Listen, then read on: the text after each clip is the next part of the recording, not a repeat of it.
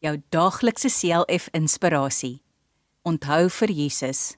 Die nagedagtenis van die wat reg doen, leef voort. Die naam van die wat verkeerd doen, word gou vergeet.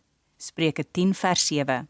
Mens hou daarvan om oor ander mense te praat of te lees. Tydskrifte en koerante is vol stories oor mense se doen en late.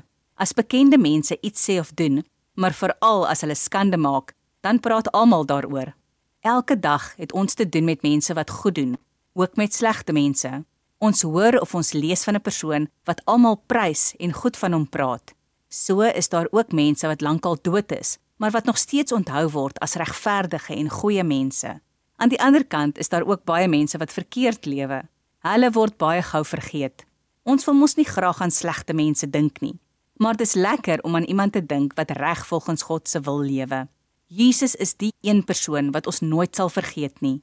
Hy sorg vir ons, is regverdig en het aan die kruis vir ons sondes gesterf. As Jesus nie gesterf het nie, was ons almal verlore mense. Kom ons bid saam. Here Jesus, dankie dat U vir my gesterf het. Help my om U altyd te onthou. Amen.